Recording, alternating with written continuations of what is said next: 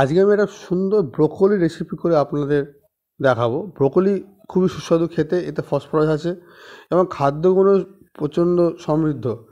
এটা লিভারের জন্য খুব উপকারী এবং এতে ফসফরাসও রয়েছে। ব্রোকলি খেলে শরীরের মধ্যে নাইট্রোজেনের পরিমাণ বৃদ্ধি পায়। তাই ব্রোকলি করার জন্য আমি এখানে নিয়েছি কিছু মটরশুঁটি নিয়েছি, পেঁয়াজগুলো আগে থেকে একটুখানি চপ করে নিয়েছি, ধনেপাতা নিয়েছি, ব্রোকলি এবং পালং শাকও নিয়েছি।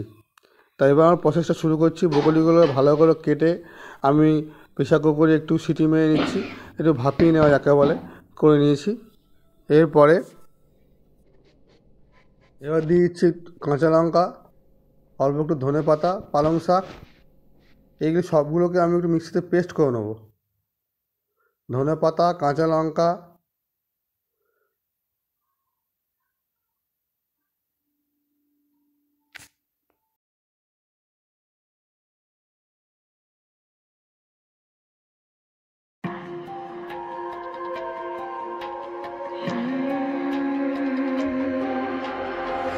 See it on my face, I made up my mind, not another day, you're on borrowed.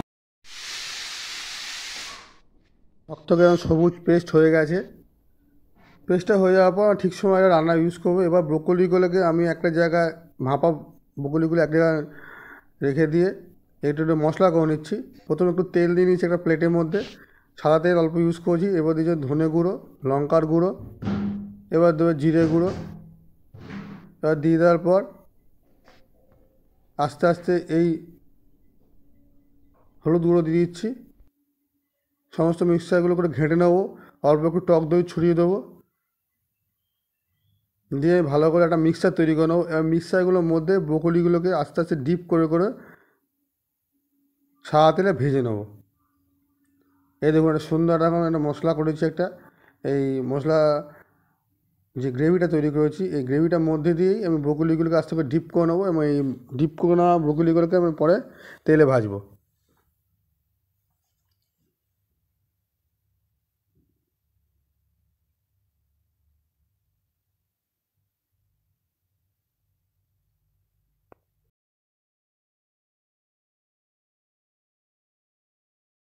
সমস্ত ব্রোকলিগুলোর সঙ্গে মশলাটা ভালো করে মাখিয়ে নিতে হবে। মাখিয়ে নিয়ে একটা জায়গায় আমি রেখে দিচ্ছি। এই দেখুন, এবার কড়াতে একটু সাদা তেল দিয়ে ভেজে নেব।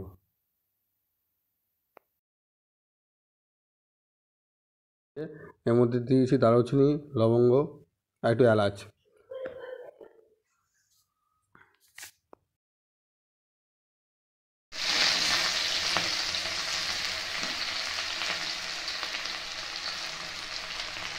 দিয়ে দিচ্ছি পেঁয়াজগুলোকে একটু লাল লাল করে ফ্রাই করে ভেজে নেবো। পেঁয়াজগুলো হয়ে যাওয়ার পর এবার হচ্ছে আলু, একটু আমি সবজিতে একটু আলু ব্যবহার করেছি। এই জন্য একটু আলুগুলোকে আমি একটু কেটে নিয়েছিলাম সুন্দর করে তরকারির মতো করে। আলু লুচি দিয়ে আলু পরোটা খেতে ভালো লাগে বা আলুর তরকারি খেতে ভালো লাগে। এবার আমি যে ব্রোকলিগুলোকে ডিপ করে রেখে দিয়েছিলাম এবং সেই ব্রোকলিগুলোকে আস্তে আস্তে করে এর মধ্যে দিয়ে দিচ্ছি। একই সঙ্গে তো পেঁয়াজের সঙ্গে ভালো করে আমরা এটাকে আমরা রান্না করে নেবো।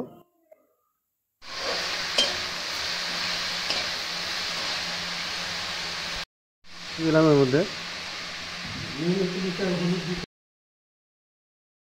সামান্য নুন দিয়ে দেবো স্বাদ মতো। নুন দেওয়ার পরে হলুদ দিয়ে দিচ্ছি। হলুদ দেওয়ার পর অল্প একটু দেবো লঙ্কার গুঁড়ো,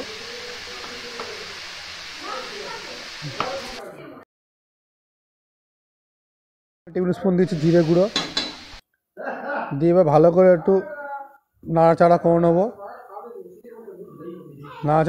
একদম খুব বেশি হাই ফ্লেমে না, এটা একে হালকা মিডিয়াম ফ্লেমে আমি এটা এখানে স্টিয়ার করে নিচ্ছি।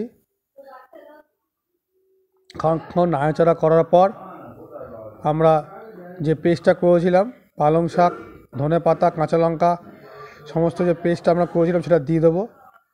দিয়ে এবার লো ফ্লেমে একটু নাড়াচাড়া করে নেবো।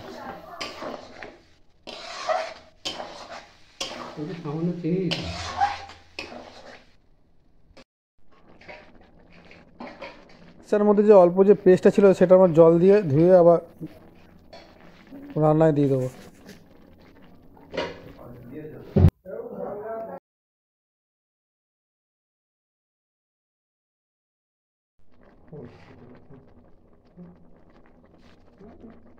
হালকা অল্প একটু চিনি এর মধ্যে ছড়িয়ে দিচ্ছি। এবার চিনি দেওয়ার পর আমরা অল্প একটু দেশি ঘির ওপর ছড়িয়ে দেবো। রান্নার টেস্ট এবং টেক্সচারটা খুব ভালো আসবে। সুন্দর সুস্বাদু নিরামিষ ব্রোকলি রান্না রেডি। আমরা এখানে প্লেটিং করে নিচ্ছি। খুব সুন্দর রেসিপি, এর বাইরে ট্রাই করে দেখবেন। শীতে মরশুমে ব্রোকলির তরকারি পুরো জমে যাবে।